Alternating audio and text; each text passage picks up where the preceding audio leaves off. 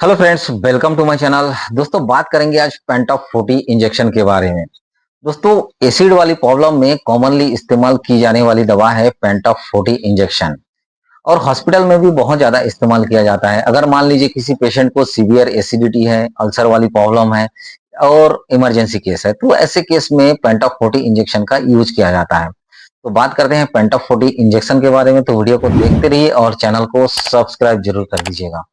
दोस्तों, पहले बेसिक जानकारी समझ लेते हैं। देखिए, पेंटा 40 इंजेक्शन इसको बनाने वाली कंपनी है एरिस्टो फार्मास्यूटिकल।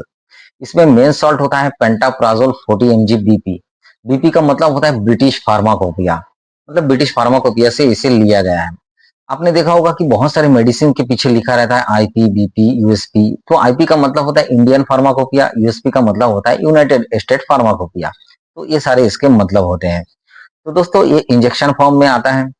अब बात करते हैं कि एक काम कैसे करता है, ये समझना जरूरी है। सबसे पहले इसको जानना जरूरी है कि ये दवाई काम कैसे कर रही है। देखिए, पेंटाप्राजोल जो है एक प्रोटॉन पंप इनहिबिटर होता है। प्रोटॉन पंप इनहिबिटर, जैसे हमारे पेट के अंदर स्टोमक है, स्टोमक में एसिड बनता है।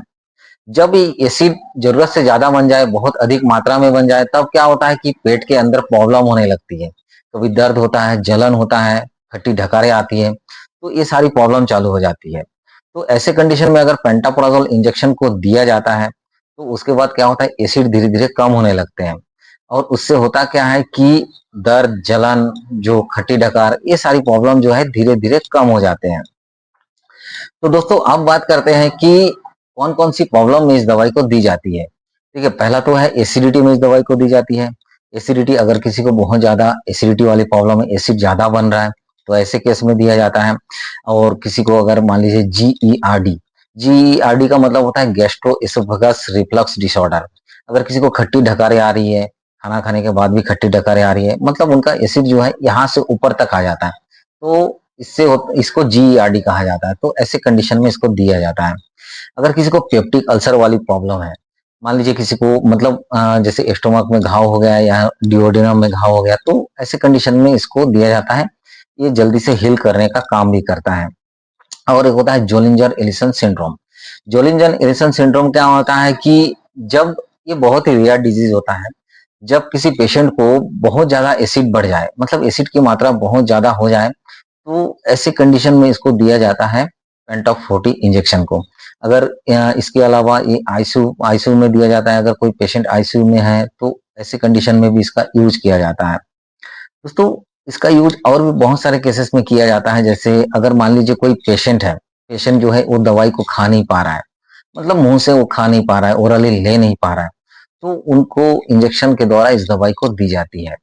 दोस्तों, अब बात करते हैं कि कैसे दिया जाता है। बहुत लोग पूछते हैं कि इस दवाई को देना कैसे है, कैसे लगाया जाता है। देखिए, इस पेंटाप्राजोल 40 इंजेक्शन को ये आईवी लगाया जाता है। आईवी का मतलब होता है इंट्रावेनस। ये डायरेक्टली वेन में लगाया जाता है इस दवाई को। और इसका डोज जो है ये डिपेंड करता है कि पेशेंट का कंडीशन कैसा है, मतलब कंडीशन के ऊपर ये डिपेंड करता है। लेकिन इसका नॉर्मल डोज जो रहता है ये 40 mg पर डे के हिसाब से इसको दिया जाता है। लेकिन कुछ सीवियर केसेस में इसको डोज को बढ़ाया भी जा सकता है। तो ये डिपेंड करता है पेशेंट के कंडीशन के ऊपर। अब बात करेंगे कि कितने दिन तक देना रहता है। देखिए, इसको लॉन्ग टर्म के लिए यूज नहीं किया जाता है, इसको शॉर्ट टर्म के लिए यूज किया जाता है।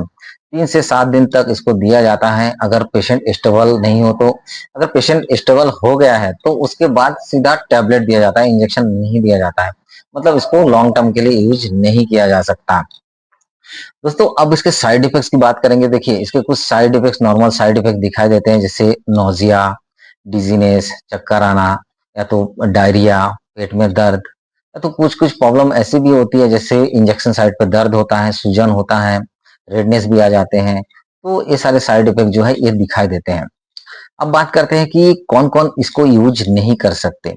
देखिए, अगर किसी को अगर लीवर वाली प्रॉब्लम है, तो उनको डॉक्टर की सलाह लेनी है। मतलब इंजेक्शन लेने से पहले डॉक्टर से जानकारी बिल्कुल लीजिएगा। इसके अलावा मान लीजिए कोई प्रेग्नेंट है, प्रेग्नेंट में इसको अवॉइड करना है। साथ में अगर कोई ब्रेस्ट फीडिंग करवा रहे हैं, तो उनको भी ये दवाई इस्तेमाल नहीं करना है।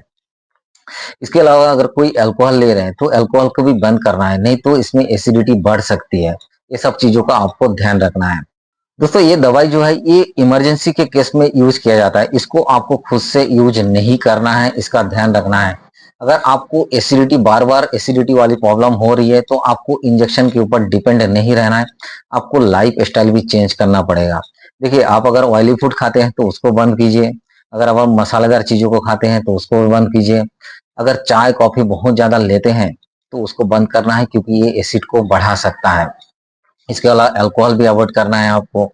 अगर आप देर रात तक सोते हैं, लेट नाइट तक सो रहे हैं, तो आपको उसको बंद करना है, आपको जल्दी से सोना है खाना खाने के बाद। दोस्तों, कुछ सावधानियां हैं जो आपको रखनी है। देखिए, ये जो दवाई है इसको आपको खुद से इस्तेमाल नहीं करना है। अगर कोई दवाई को लगा रहे हैं तो स्लोली लगाना है, जल्दी से नहीं लगाना है। इससे क्या होगा, इससे साइड इफेक्ट्स बढ़ सकता है, जैसे चक्कर आना, बीपी लो हो जाना, तो ऐसी प्रॉब्लम हो सकती है। इंजेक्शन को लगाने से पहले जो स्टेराइल वाटर आता है उसको अच्छे से डाइल्यूट कर लेना है, उससे लगाने से पहले अच्छे से मिलाकर ही लगाना है। अगर किसी को एलर्जी है तो एलर्जी के कंडीशन में, अगर पेंटाप्राजोल से एलर्जी है तो उनको इस दवाई का इस्तेमाल बिल्कुल नहीं करनी है। ये सब चीजों का ध्यान आपको रखना है। तो ये थी जानकारी पेंटॉप 40 इंजेक्शन के बारे में। आशा करता हूँ आप समझ गए होंगे पेंटाप्राजोल 40 इंजेक्शन के बारे में। तो वीडियो समझ में आया तो वीडियो को लाइक कीजिए, शेयर कीजिए, कमेंट्स कीजिए। इसी तरह मिलते रहेंगे नए जानकारी के साथ। देखते रहिएगा हेल्थ जंक्शन। Thank you.